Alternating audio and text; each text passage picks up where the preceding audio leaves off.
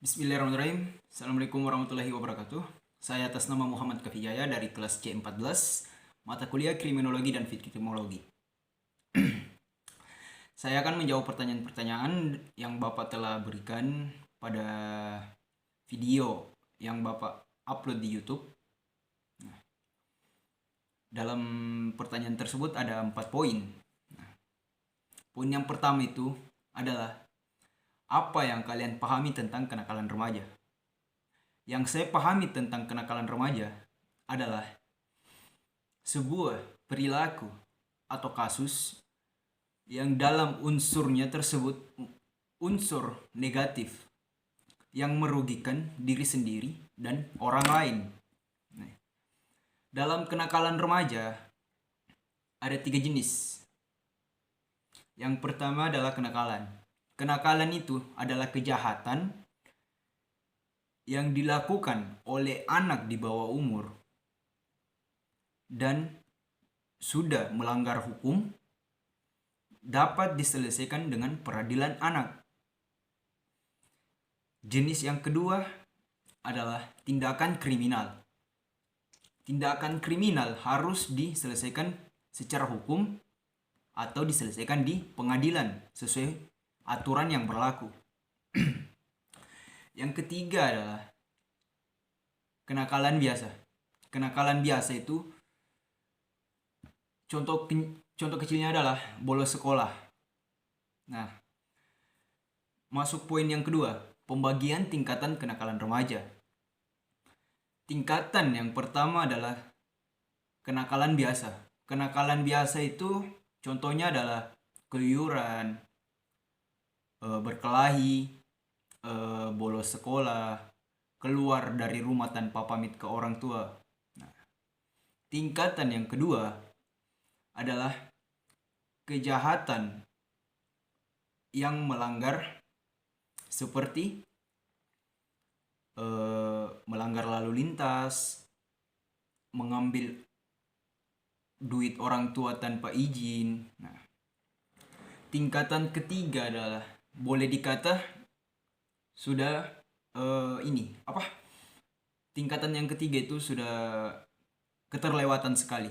Nah, dalam lingkungan remaja sekarang, contoh yang pertama yang paling terjadi itu adalah seks bebas, yang kedua mabuk-mabukan, yang ketiga sampai mencuri atau kadang disebut sekarang adalah membegal. Baik, kita masuk pada poin ketiga, faktor-faktor kenakalan anak dan remaja. Faktor yang menyebabkan kenakalan remaja sekarang adalah yang pertama itu dari lingkungan.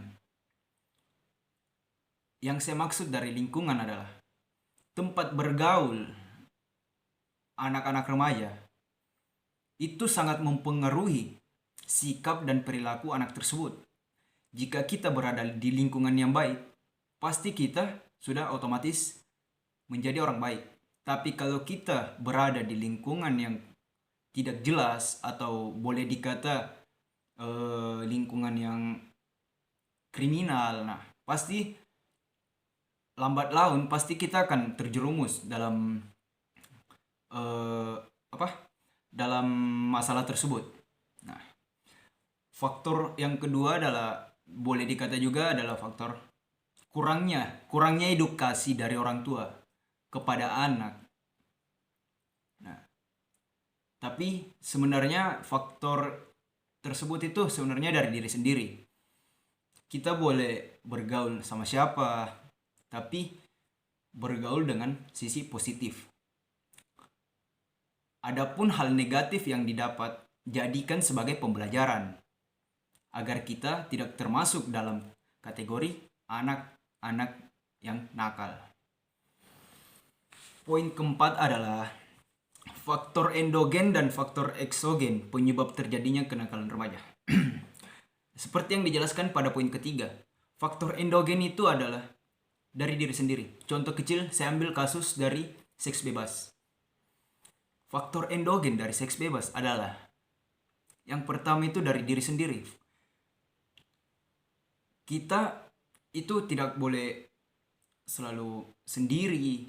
Kita juga boleh keluar, boleh bergaul, tapi eh, harus membatasi dan ambil sisi positifnya.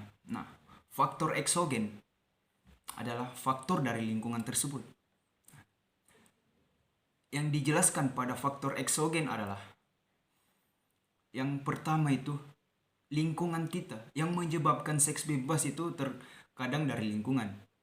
Terkadang kalau bergaulnya cewek dengan cowok. Nah, dalam satu pergaulan, kalau ada cewek cowok dan salah satunya nakal, pasti bakal terjerumus dengan kasus seks bebas. Jadi untuk menghindari kasus tersebut adalah bolehlah bergaul, tapi ingat batasan dan tinggalkan hal negatif dan carilah hal positif.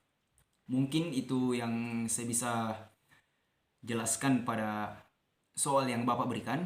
Jika ada salah kata mohon dimaafkan. Wabillahi taufik walhidayah. Wassalamualaikum warahmatullahi wabarakatuh.